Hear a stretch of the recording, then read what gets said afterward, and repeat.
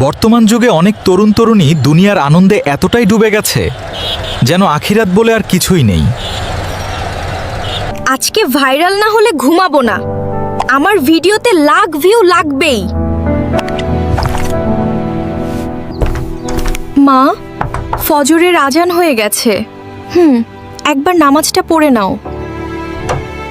আম্মু প্লিজ, এখন বিরক্ত কইরো না, আমি ভিডিও বানাচ্ছি। দিনের পর দিন সোশ্যাল মিডিয়ার নেশা তাকে আল্লাহ থেকে দূরে সরিয়ে দিচ্ছিল। চলো আজকে নতুন ভিডিও বানাই। মানুষকে অবাক করে দিব। লাইক আর ফলোয়ারের নেশায় তারা বুঝতেই পারছিল না শয়তান কিভাবে তাদের পথভ্রষ্ট করছে।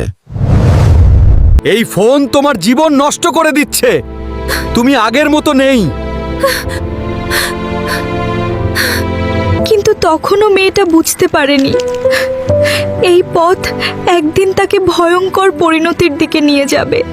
এখানেই শেষ নয়, পরবর্তী অংশে দেখবেন জাহান্নামের আগুন কেমন হয় আর বাবা মায়ের বুক ফাটা কান্না কিভাবে আল্লাহর কাছে পৌঁছায়। পর্ব 2 শীঘ্রই আসছে।